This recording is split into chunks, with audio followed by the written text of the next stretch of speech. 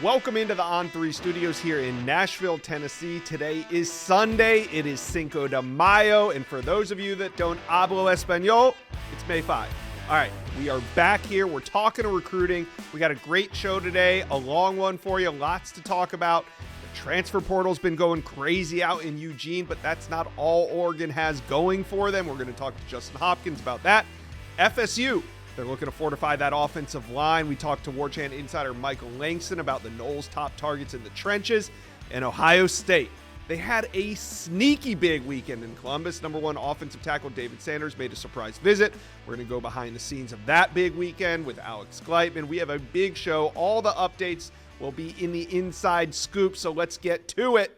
All right, let's go down to Tallahassee and talk some offensive line recruiting. Alex Atkins and the FSU staff are getting to it, so we're going to bring in Michael Langston from War Chant, talk about some of these top targets in the trenches on the offensive side of the ball. But first, FSU fans, do me a favor, hit subscribe to the On3 Recruits channel. We talk FSU recruiting all offseason long. Go on, jump on board, hit subscribe for me, please. All right. Let's bring on Michael Langston from War Chant. Now, we're going to start with some of the big dogs right now. Josh Petty, he made a visit in April to Florida State. He's from the state of Georgia, the number 2 rated interior offensive lineman in America. FSU already has the number 1 ranked interior offensive lineman committed to them, but they're after Josh Petty. I kind of feel like this is a bit of a long shot here, but where do the Noles stand? Yeah, they got a visit in the spring. Really, captured his attention. I think moved up a lot. The communication I've heard picked up a lot ever since that visit. Clemson's kind of the team I've heard a lot, Josh, on that recruitment. But I think FSU certainly made a move. I think really the official visit's going to be big, and it's interesting. I think its official is on the June 21st weekend, which is really the one I've circled. That's like their major big weekend, official visit weekend. So he's going to be around other commits. He's going to be, get the experience more of a player stuff, where this one was more about getting to know coaches, being around, just the way they do things as far as, their team. But I do think they made a good surge. I think that they're a team that is certainly in the mix. But as you mentioned, yeah, I do think there's still work to do. I don't know if I'd categorize a long shot, but I would say there's work to do as far as the recruitment, because others have gotten them on campus a little more. But overall, I think FSU definitely put themselves in the picture. I think with Josh Petty, and certainly one of the top offensive linemen in the country. I think really it's just what's going to happen in that official visit, the connection he hits with the players, and the connection he hits with just the program itself, because he'll get to see the full aspect of FSU, which I don't think he's really done. All right. Now, the next 2 prospects I want to talk about are both from the state of Florida. Zaire Addison, he's out of the Tampa area. And then you got Max Buchanan, who's from Sanford, Florida, more of the Central Florida area. Zaire Addison, he's been taking a lot of visits, but FSU with a slight lead on the RPM right now. And Max Buchanan is a riser in the state of Florida. A lot of teams taking notice, especially Florida State. Who do you feel right now is more of a priority for Alex Atkins and the Noles? I think they're, from a priority standpoint, they're pretty close. They're both really high up there. Addison, for those that don't follow, FSU was the first to offer him in a camp. That ever since then, there's been such a strong connection with Atkins. He's taken a lot of other visits, but there's a connection with FSU that I think is very unique compared to, you see him visit other schools. Not that I follow a lot of what kids do on social media, but when he visits FSU, there's a lot of social media activity, and just the way he talks about FSU on those visits is extremely high. So I think they sit in a pretty good spot, or a good spot at least right now, even though there's a lot of competition. I still like their chances. And then Max is kind of the guy that I've heard that's probably the most coveted guy. Yeah. Out of anybody. Can play a lot of different positions. They love his versatility. They love the mentality he plays with.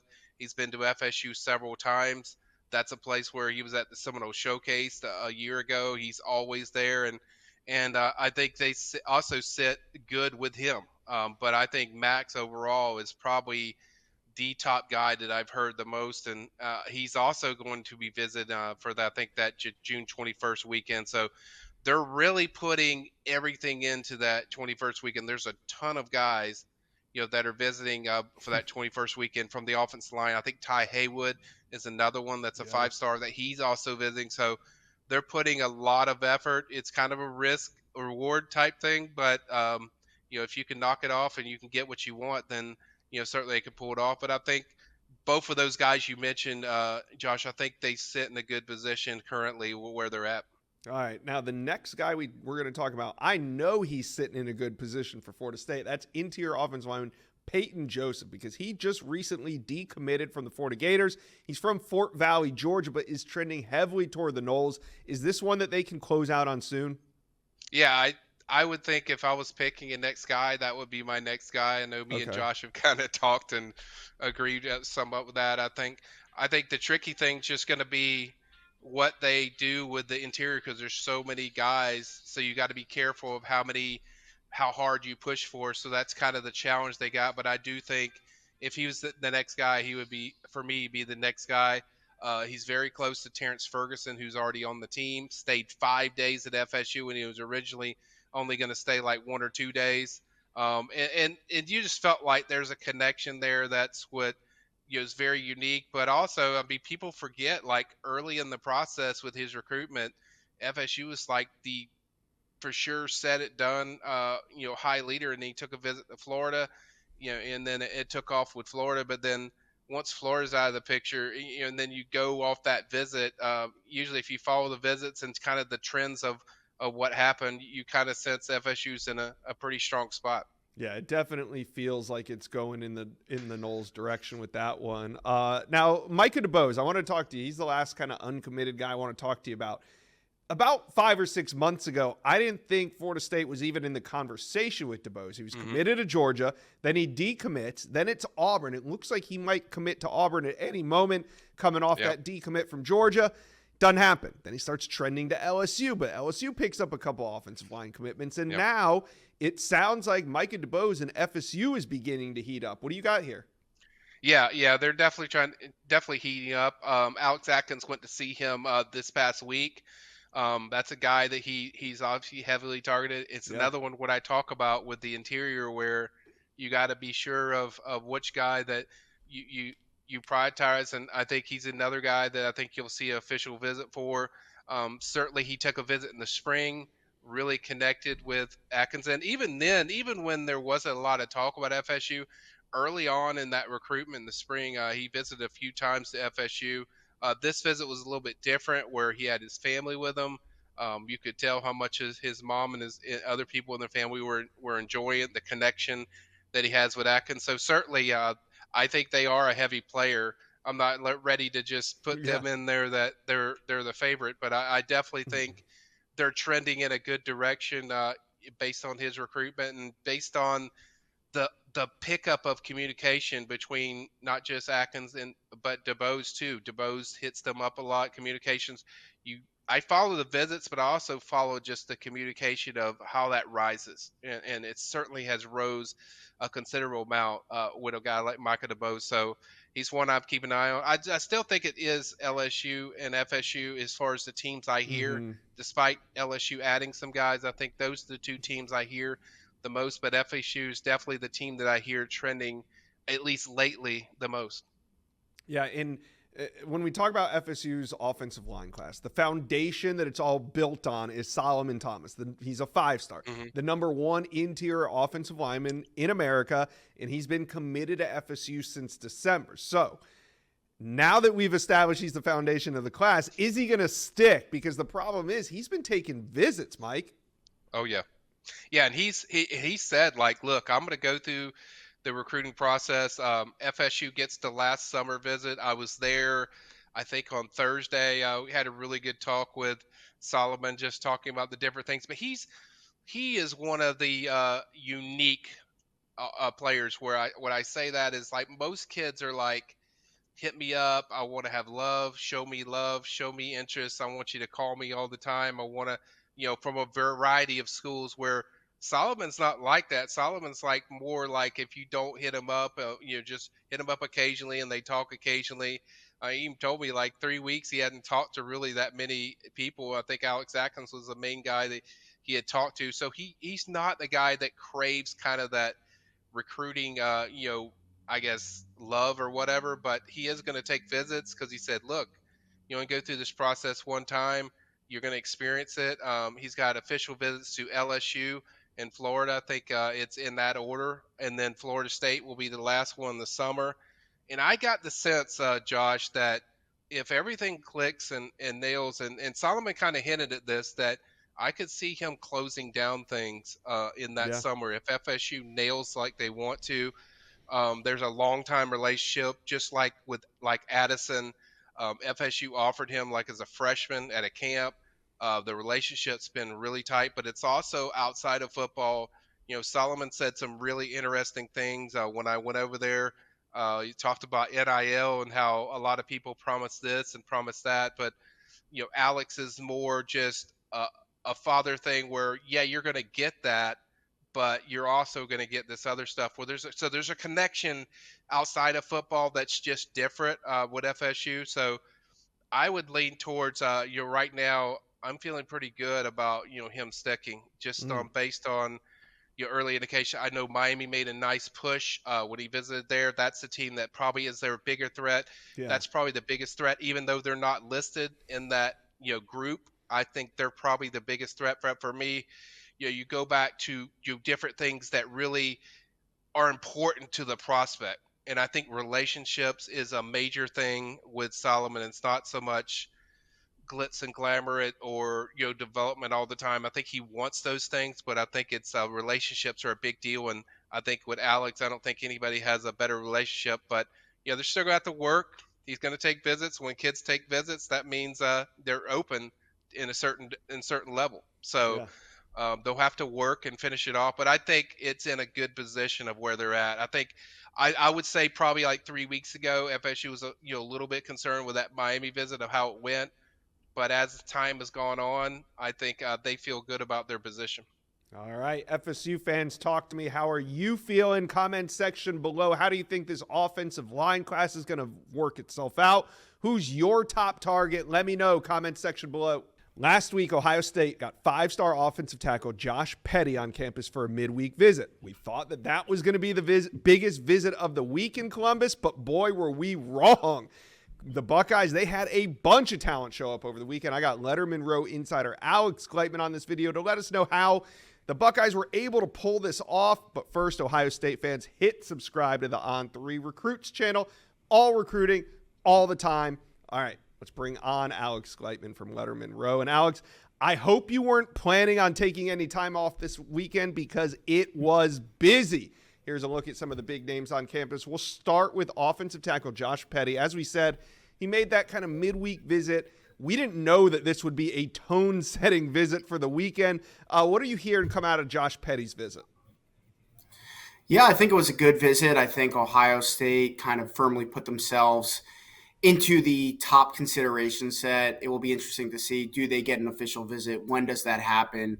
How does that official visit go? And how serious is it? I would still take the field over Ohio State if I were able to put, I would say if I were a betting man, I am a betting man, but if I were able to put a wager in on that today, I would definitely still take the field. But Ohio State, I think, definitely impressed on the one-day visit, and I think set themselves up really nicely to get an official visit from Josh Petty in June. They're still figuring out when that date may be, but it seems like the intent on both sides is to bring Josh back in and get him back on campus for a more extended stay, roll out the red carpet, let him get to know the program a little bit better and see where they go from there. Yeah, and that's kind of Josh Petty coming on campus now. It does set up for the Buckeyes to be able to get him back for an official. Kind of needed that visit in the spring for that to happen. Now, one visitor that we knew was going to come in for an official down the road was David Sanders. He made a visit in April to Ohio State. It was a big one, but we did not expect what happened this weekend. David Sanders returned to Columbus for another unofficial visit. What does this visit mean to you, and what are we hearing coming out on David Sanders? Yeah, I think there was some murmurs coming out of the spring. He was on campus for the spring game. That was in mid-April, so not even a month ago at this point, 3.5 weeks ago or so. And there was some buzz coming out of that visit that the Sanders family could try to get back to Columbus even before the official visit, which is scheduled for the last weekend or his last visit in June 21st to 23rd. And, that visit came to fruition this weekend. He came with his entire family. I think they were coming back to kind of validate some of the feelings they got when they were on campus for the spring game. And while, the spring game is not a real game, the coaches still are engaged in coaching their team and finishing off spring practice. They obviously gave David Sanders plenty of time and attention while he was on campus, but this visit allowed them to get an even deeper look at Ohio State, their third time in Columbus. It allowed the coaching staff to really, pretty much other than a few other visitors that were on campus, really spend most of their time focusing on David Sanders and his family, and showing them why they feel they're the best place to develop their son while he was on campus. And so what I'm hearing is that while many people are talking about Clemson and Georgia as the two top dogs in this recruitment, I'm actually hearing it's Georgia and Ohio State now. And I still think the Buckeyes, it's not going to be easy to beat the Bulldogs. They have the proximity to home. He's from Charlotte, Athens, Georgia, certainly closer than Columbus, not that far away. And but I think it's Ohio State and Georgia for David Sanders. I think the Buckeyes have jumped Clemson in this race from what I hear. Yeah, the Buckeyes have made a ton of ground up over the last 2 or 3 months on David Sanders. Kind of a surprise, but hey, they need offensive tackles. David Sanders, the number one offensive tackle in America. Now, let's move on to Trey McNutt. He's the 5-star DB who was in this weekend. And back in January, I was ready to pencil in Trey McNutt to this Buckeye class. But then, they start getting all these commitments. Ohio State has the number one DB class in America. And, hey, Trey McNutt hadn't made his decision yet. Where do you think things stand? Is there still room for them in this class? And what do you think he's thinking coming out of this visit? Yeah, I think Ohio State wants to take 4 safeties in this class. They play a 3-safety defense, so the more safeties they could get, the better. As far as, this class, they're going to lose a couple after this year, and then, Caleb Downs probably a 3-and-out guy following the 2025 season. So they kind of want to restock up at the safety position. They have Cody Haddad, they have Deshaun Stewart in the class, and I think the last 2 guys that they're targeting for those 2 remaining spots are Trey McNutt and Fahim Delaney. And I think right now Ohio State's in the driver's seat for both of those guys. Trey McNutt is an Ohio State legacy. His father played for the Buckeyes in the early 2000s, and he plays at Shaker Heights in the Cleveland area, a very Buckeye-friendly area. So Trey McNutt's done a really good job of being objective and not leaning too much into that, legacy play and immediately committing to Ohio State. He's really being thorough with this recruitment, giving all of his top 8 schools a fair chance. I think he's going to take I wouldn't be shocked if he goes to all 8 schools, if not at least 5 schools for official visits. Texas A&M, Oregon, USC. I know those 3 schools at a minimum are very much in the mix. I would still be surprised if Ohio State is not the pick for Trey McNutt when it's all said and done, though. And I think, he's got them at the top of his list. Ohio State has him at the top of their board as well. All right. Edge Zion Grady showed up. Now, he decommitted from Alabama in the wake of Nick Saban's retirement, and since then, he's been looking at school. He's been taking some visits, but mainly Georgia, Florida State, Miami. They've been a big one.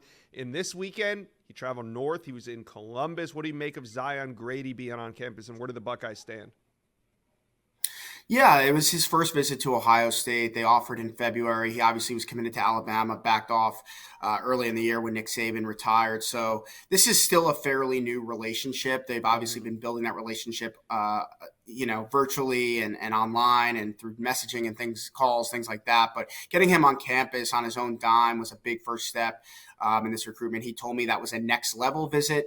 He really enjoyed spending quality time with Larry Johnson, Ryan Day, hearing about their plan to develop him both on and off the field, and how they would use him in their system, and how they feel that they could get him to where he needs to be an NFL star one day. Now, that said, the schools you mentioned, Florida State, Miami, Auburn, Tennessee, Georgia, they all have something in common. They're in the South. Ohio State is not in the South. While we thought that was maybe the case with David Sanders, where Ohio State was an outlier, I think that this one is going to be a little bit tougher to convince Zion Grady to come north. Now, that said, this was a great step forward for Ohio State in this recruitment. They got an official visit secured for the weekend of June 21st to 23rd. Zion told me he has that locked in now. So mission accomplished on this visit, right? great visit, get him back for the next visit, maybe make him feel even more comfortable. Naeem offered another Yellowhammer State prospect, is committed to Ohio State, so that's got to make him feel comfortable. Sam Petito, the director of player personnel, is an Alabama native, so they do have some things where they can make him feel comfortable going away from home if that's what he really wants to do when this process comes to a close. But I think, the odds are in favor of him ultimately staying in the South, whether that's Auburn, Georgia, somewhere else. But yeah. Ohio State, you couldn't really do much more than you did this weekend, I think, by getting that official visit. Yeah, and his teammate, defensive lineman Malik Autry, showed up as well, which was probably more of a surprise to me than even Zion Grady showing up. Now, Malik Autry is committed to Auburn. Do you think he was just Zion Grady's +1, or has this been something that Ohio State has maybe been working on behind the scenes? Yeah, I mean, I think the door has been open for other schools in Malik Autry's recruitment. I think he's got, I believe, official visit scheduled to Florida, UCF. There's a few other schools that are in the mix to get visits. Will he flip from Auburn? He's an Alabama native. I don't know, but it seems like it was more than just being a +1. His mom was there from what I saw on social media. Mm-hmm. He might have had a couple other family members there. So you do that. You come up from Alabama to Columbus, Ohio with family. I think it's more than just being a +1. He did get, I'm sure Ohio State wanted to see kind of some serious interest before they issued an offer, and they gave him that offer this weekend while he was on the visit. So we'll see what happens from there. Does Ohio State get one of those official visits? I would say there's a better chance Zion Grady becomes a Buckeye than Malik Autry becomes a Buckeye at this point. But again, let's see where this goes. Does an official visit happen? And is any other school, not just Ohio State, able to pry the door open here on the Tigers? Yeah, and big weekend across the board for Ohio State on a weekend that was supposed to be pretty quiet. Who do you think was the most important recruit that was on campus in the past week?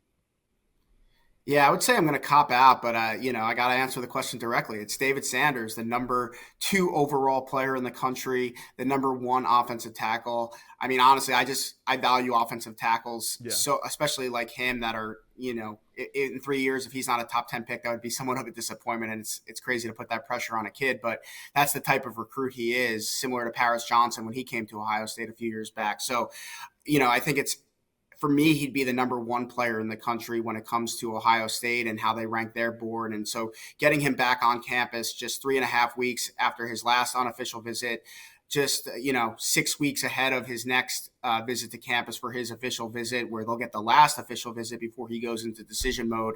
I think that's absolutely massive. And if Ohio State is going to land David Sanders, we might look back on this past weekend and say, this might have been the turning point in which Ohio State was able to edge Georgia, South Carolina, Tennessee, Clemson, and all those other programs that are racing for his services. Yeah, no, you're right, because, we know the official visit's going to get scheduled for the summer, but we did not know that he was going to pop up on his own dime for another unofficial visit this weekend. So huge news. Alex Gleitman from Letterman Row, you guys do a phenomenal job. Updates been rolling all weekend on recruiting. Go check it out. Appreciate you taking some time today on a busy Sunday to drop by the Inside Scoop. Thanks, Josh. Appreciate it. Oregon's been making some noise this week, and on Friday, the Ducks landed 4-star linebacker Nasir Wyatt. He committed right here on the On3 Recruits YouTube channel. Then on Saturday, it was transfer defensive lineman Derek Harbin. Big announcement, committing to Oregon. Then on Sunday, Alabama DB transfer Peyton Woodyard. He makes it official. He's headed to Eugene. A lot going on, and there could be even more to come. I got Justin Hopkins, On3 Duck Insider, here with us. We're going to find out who could be the next commitment, but we're going to look at the high school level now. But first, Duck fans, make sure you are subscribed to the On3 Recruits channel. We're talking Duck recruiting all offseason. There's a lot to talk about. Hit subscribe. All right, let's bring on Justin Hopkins from Scoop Duck. Now, Justin, here's who was on your watch list that you recently published of guys that could commit next. Now, you had 5. 2 of them have already come off the list, so I really like where your head's at with these names. Now, let's start at the top here with athlete De'Ari Hill. He's from Belleville, Illinois, and he's the number 6 ranked athlete in America, another top 150 prospect. Now, he's committing. He's already announced that he's going to make his commitment this Friday, so we're only about 5 or 6 days away. How you feeling there?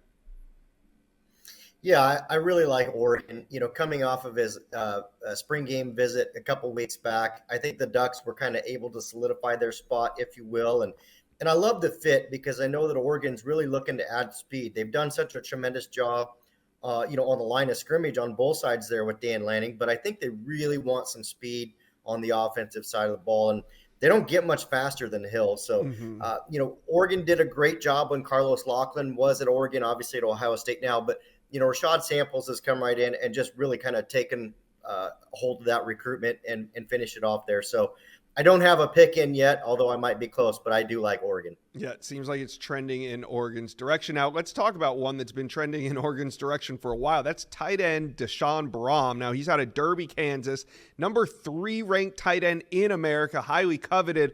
But what's going on with his recruitment to Oregon? They going to close on this one soon? Yeah, this one could be interesting. It's, on my list of guys to watch, that could potentially commit to Oregon. I think he's just kind of taking a couple more visits here and really kind of making sure of his decision, which there's nothing wrong with that. May as well get that done, in the spring and summer. But again, kind of like Hill, I think Oregon's the team to beat right now, and everybody's just trying to overtake the Ducks, even with the visits that he's taken. So, whether he commits here soon or maybe he's a June guy potentially, which isn't that far off anymore. I do think that he'll be committing in the near future, and I still like where Oregon stands for him. All right, the last name on your list was a little bit surprising for me to see. That's linebacker Noah McHale out of Laverne, California. Now he's trending slightly to USC on the recruiting prediction machine. Duck's not too far behind. Number 6 linebacker in the country. Why are you optimistic? Dan Lanning's track record, to be honest, I mean, with him and defensive prospects out west, it's almost a clean sweep, if you will. I mean, Bama, Georgia, Texas have snuck in a few, but, when Oregon's gone head-to-head with USC, he's been on the right end of things more than he's been on the wrong end. So McHale also speaks very glowingly about the scheme and the way that Oregon plans to use him in their defense and the way he fits. Very receptive, just to interviews and calls, which is always a good sign when, you're a media guy like me. So I really like where Oregon stands. And I think this is one that, Dan Lanning always has a few guys that he circles early on in the recruiting calendar, guys that he really wants to target and close on. And it feels like Noah McHale is one of those guys. Yeah, definitely. So as Duck recruiting starts to heat up, we want to know who is the 5-star that Oregon fans should get excited about this cycle, because there's a bunch of guys that we're recruiting, but as we narrow it down and there's only a couple spots remaining, which 5 stars do you think Oregon fans should pay attention to right now? That's the cool part. Oregon's on the short list for a lot of 5 stars in this cycle, and that makes recruiting really fun. I think the one that I think Oregon currently might have the best shot with, and again, you and I both know these guys are going to probably make decisions later on. They're going to keep recruiting going because they can. But I really like where Oregon's secretly at for 5-star receiver DeCorian Moore, currently committed to LSU, as we both know. But, the Ducks have had him on campus multiple times. I think Oregon just kind of laying in the weeds there. The relationship with Rashad Samples and the coaches at Duncanville is going to pay dividends for the Ducks, on top of the fact that Junior Adams is one of the best at what he does, recruiting wide receivers. So I would bank on that originally, but the addition of Rashad Samples obviously really helps Oregon there. Furthermore, Oregon is recruiting his quarterback, Keelan Russell, as is, many other programs. And I could see the Ducks really kind of laying into that relationship as well and possibly taking a second quarterback. So for me, my money's on DeCorian Moore, but, Trey McNutt and Dorian, there's plenty of other guys that the Ducks are in on, but that's the one I like Oregon the best for right now. All right, Duck fans, let me hear from you. What 5 stars are you banking on? Who do you think Oregon signs? Let me know. Comment section below. Well, you've made it to the end of today's video, but there's hundreds more videos on the On3 Recruits channel for you to check out. And also, while you're here, hit subscribe.